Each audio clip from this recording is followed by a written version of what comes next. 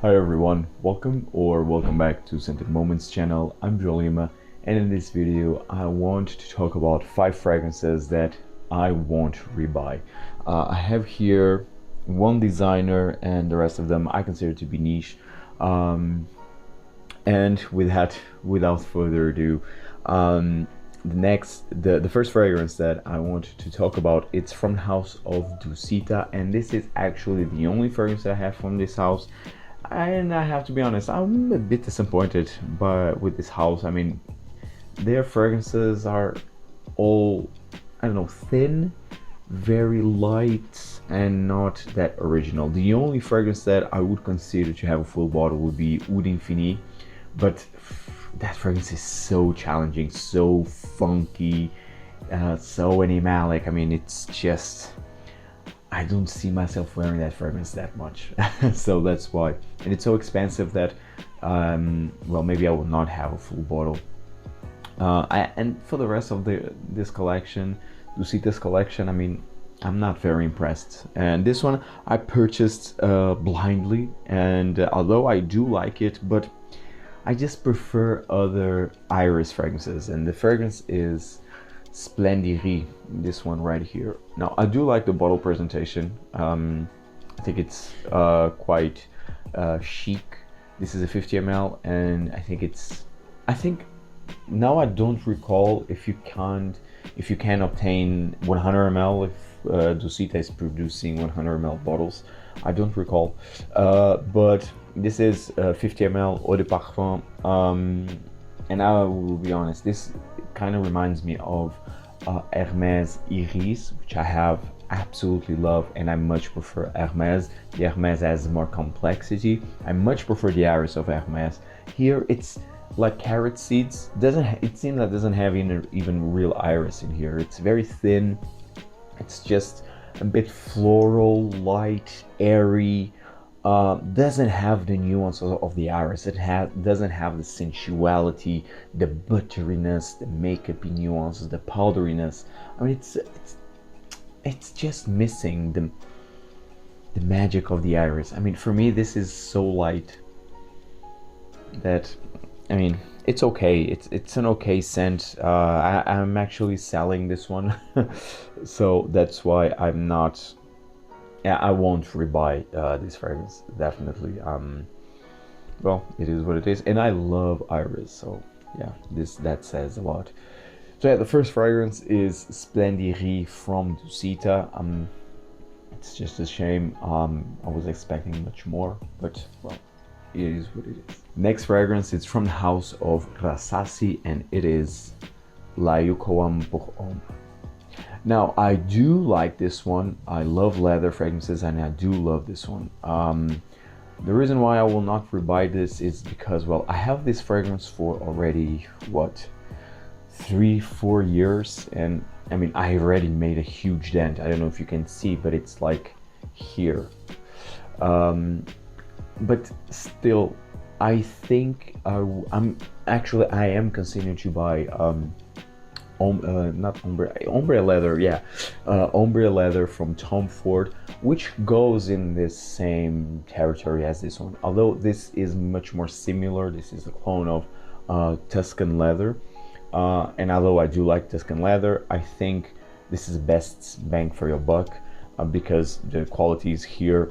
This is more fruity than Tuscan Leather, and then you have Ombre Leather, which is like a more tamed leather, more soft leather, but still not that soft. But it's definitely more smoother than this one or Tuscan Leather. So that's why I'm considering to buy Tuscan Ombre Leather. And this one I will still have in my collection. I still cherish this one very much. I think it's a fantastic leather scent, especially for the price, but I don't see myself rebuying this one. I think maybe I will, if I finish this bottle, I will just get Tuscan Leather, just to have the reference of Tuscan Leather more than anything. So yeah, still great scent nonetheless. It's L'Ayukoam pour Homme by Rasasi. The next fragrance is from House of Amouage. Yeah, and I love Amouage. It's probably my second or third. It's in my top 5 favorite niche brands. But this one, it's not because I don't like it. It's really because it's hard to wear. It's not very versatile, and I don't see myself wearing this one that much. And the fragrance is Gold Man. This was the first bottle. This was the first fragrance released from Amouage, released in the early 80s. Gold Man. This is animalic, pissy, because you have jasmine. This is very indolic. You have civet. So this is animalic. This is pissy. So, I mean, this is not for the faint of heart. That's why. Wow, and this still smells intense. It's really intense. So this is not for everyone. I'm not wearing this one that much. I mean, I think I just wore this one twice since I purchased this one, which is already a lot because this fragrance is really intense, loud, and it's just like a good old Amouage. Not today's Amouage, which is completely different, unfortunately. But this fragrance, again, high quality scent, very unique. But again, it's a scent that I will not rebuy, not because I don't love it, because I do. It's just because, I mean, it's hard to wear it, so I don't see myself even finishing this bottle. So it's more because of that. Nonetheless, this is a fantastic scent if you like more 80s powerhouse fragrances, if you like animalic, funky fragrances. I think this is definitely a must-have. This is Gold Man by Amouage. The next fragrance will be a shock, I think, for some of you, but I mean, I like it, but I don't love it. It's from House of Chanel. Actually, it's from the House of Chanel, and it is Aloomo Eau Extrême. So Aloomo Eau Extrême, whilst I do like it, but this fragrance has really like an Axe body spray feel. I have this imagery in my mind. I don't know why, but it's like a more expensive Axe body spray. I don't know.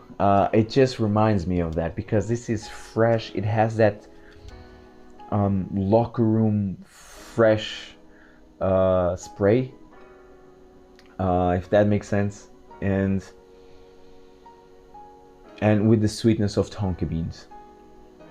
So I like it, but it's not a fragrance that I'm wearing every time. I really need to wear like this. For me, it's casual. That's it. Like if I don't want to use, really, I'm not very inspired to wear anything particular, I will use this one, but I might even regret it. So yeah, I mean, I like it. I do like it, but it's really, either I'm in a mood, or even if I'm not in the mood to wear something in particular, then I will wear this one and, well, let's call it a day. But then I just want to change during the night, and then I just want to change to something else better. So yeah, this is a Chanel, but you know what? I prefer Bleu de Chanel over this one, the Eau de Parfum.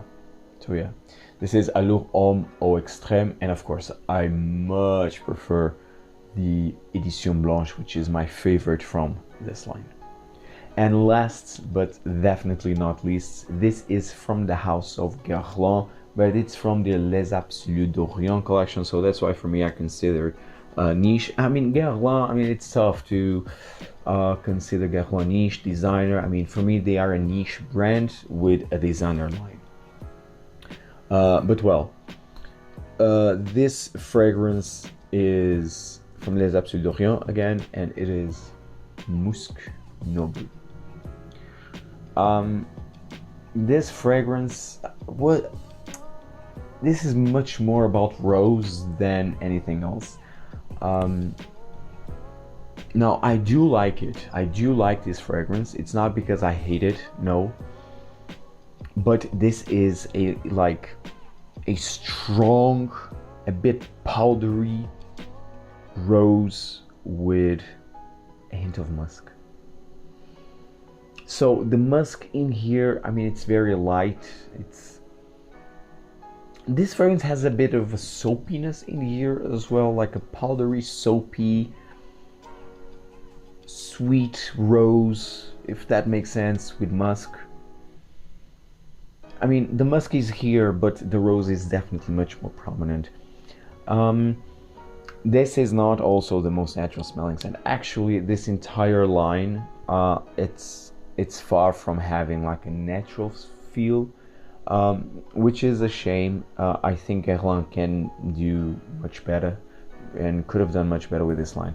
The two fragrances there are three fragrances that I absolutely love. Well, make it four. Ancre Mythique is my number one. Bois Mystérieux, Ombre Leather discontinued, and Santal Royal. Santal Royal because it was the first fragrance from this line. Yes, it's loud, intense, heavy, everything. Not a natural smelling scent, but I love it. I love what it does. The others, I mean, Cuir Intense is great. Patchouli Ardent, I mean, it's okay. I wear it from time to time, definitely. And then you have this one, Oud Essentiel. I mean, no, it's a disaster. I mean, Guerlain should just discontinue that fragrance and release a proper oud, because that one is an insult for oud fragrances. This one is also nice, but again, I mean, the musk, it's not here that much. I would love like an animalic musk. But well, I love rose fragrances, and that's why I still have this one in my collection, because I love rose, and this one has rose, but again, it's not the most natural smelling scent. But well, nonetheless, it's still nice, but I don't see myself finishing a bottle of this because it's not my favorite from this line. It's worth having. I think it's worth having because it adds something different to the collection, but in all honesty, I mean, I think Guerlain, they could rethink this fragrance line. I think they could rethink this fragrance line in the end. But well, it is what it is. This is still nice, but this is not musk. This could be like Rose Noble. I think it would fit better, the same character. Yeah, it leans a bit more to the feminine side, but I think it's still unisex. You just need to enjoy rose and keep in mind that this is not the most natural smelling rose scent. So guys, I hope you enjoyed this video. Tell me in the comments down below what fragrances you will not rebuy, either because you don't like them that much, or because you just don't see yourself finishing a full bottle because they are too challenging, although you like them, but they are too challenging, or just because you like them, but well, you will not end up with another bottle of that same fragrance. Tell me everything in the comments down below, guys, and see you in the next video. Take care. Ciao.